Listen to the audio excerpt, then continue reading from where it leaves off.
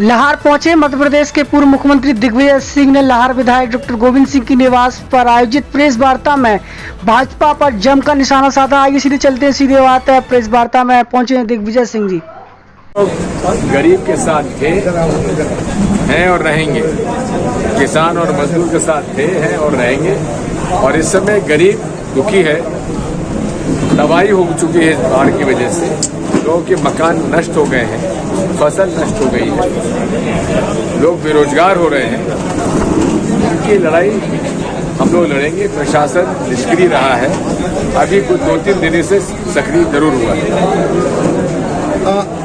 मोदी जी ने स्वतंत्रता दिवस से एक दिन पहले ट्वीट कर विभाजन के दर्द को एक बार फिर उकेरने की कोशिश की। उन्होंने कहा कि विभाजन को जो स्मृति दिवस मनाया जाएगा, विभाजन प्रदेश का स्मृति दिवस, इस पर आपका क्या कहना है? उनकी सारी राजनीति विभाजन पर निर्भर है। जो अंग्रेज फूट डालो और राज करो की राजनीति करते रहे और जिस राजनीति के पोषक दामोदर सावरकर थे, जिन्होंने पहली बार हिंदुस्तान और पाकिस्तान को अलग करने का पर लेख लिखा था, जिससे फिर जिन्ना जी ने उसको आगे बढ़ाया। तो मुस्लिम लीग और हिंदू महासभा मिलकर उन्होंने सरकार भी बनाई। और जो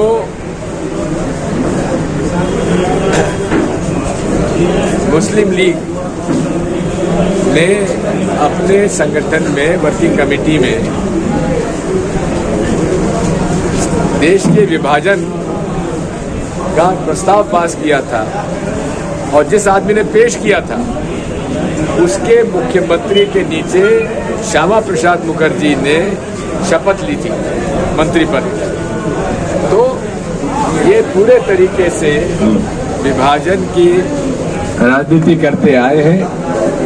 और जो ये विभाजन का स्मृति दिवस मना रहे हैं, उनको इतिहास पढ़ लेना चाहिए कि जिस व्यक्ति को दामोदर जी सावरकर को जो वो महामंडित करते हैं, उन्होंने ही विभाजन की नींव रखी थी।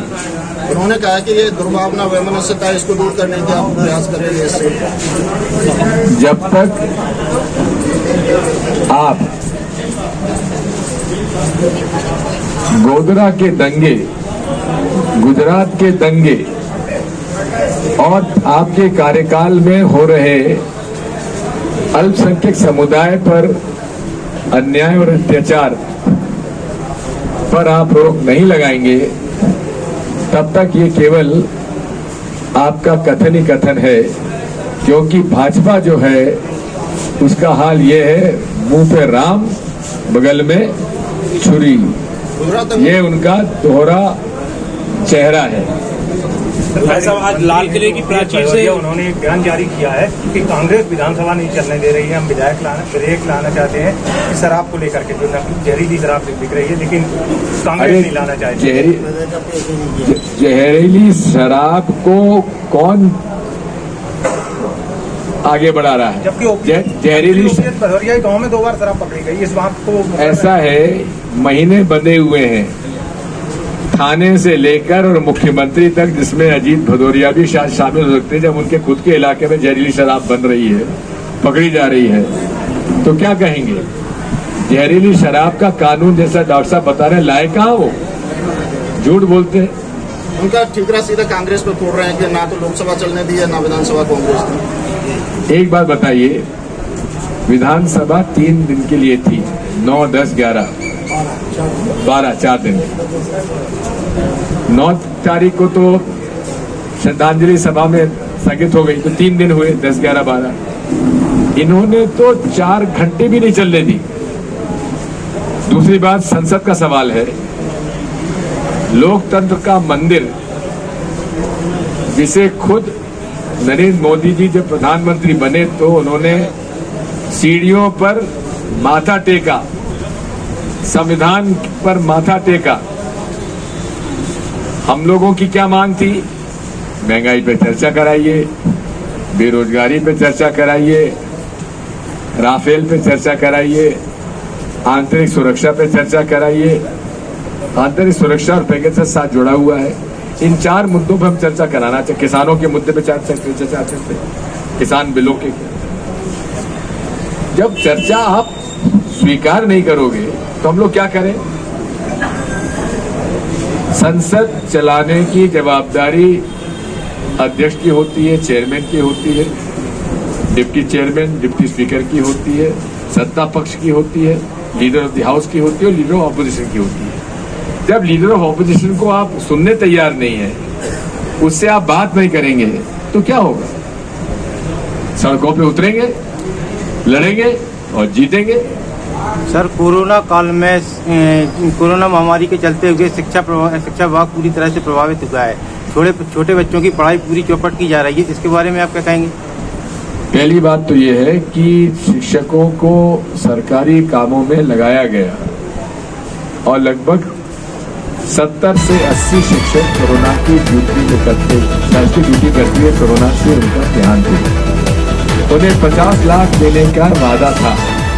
आज तक एक भी शिक्षक को उन्होंने वादा पूरा नहीं किया, एक भी शिक्षक का केस मंजूर नहीं किया। बच्चों के मामले में पूरे देश में और प्रांत में ये निर्णय सरकार को सोच समझकर ही लेना चाहिए, क्योंकि अभी कल ही मैं देख रहा था किसी एक स्कूल में 40 बच्चे कोरोना पॉजिटिव पाए गए। इसलिए इस पर थोड़ा ध्यानपूर्वक इसे सोच समझकर ही निर्णय लेना चाहिए। साहब, भाजपा अभी तक चाहे महंगाई की बात हो, कुछ भी हो, पूरा 70 साल और नेहरू जी पे ठीकरा फोड़ती आई है, लेकिन आज लाल किले की प्राचीर से मोदी जी ने नेहरू जी का नाम लिया है और आभार माना है। इस पर क्या कहेंगे? सरदार पटेल के साथ देखिए, मैं तो उनके भाषण सुनता नहीं हूँ, क्योंकि मन की बात सुन के कान पक गए। तो कहाँ तक सुने हो? झूठ कहाँ के सुने? सच बोलना तो उनको आता नहीं है। अगर उनके श्रीमुख से पहली बार पंडित जवाहरलाल नेहरू और सरदार वल्लभ भाई पटेल का नाम निकला तो उनके प्रति आभार। हमारे चैनल को लाइक कीजिए और चैनल के नियमित सदस्य बनने के लिए सब्सक्राइब बटन पर क्लिक कीजिए और आपकी जनता दल न्यूज़ को लगातार बढ़ाते रहिए। जुड़े रहिए आपकी जनता दल न्यूज़ के साथ। नमस्कार। Evergreen colours India private limited, रंग है तो जीवन है। Stay home, stay safe.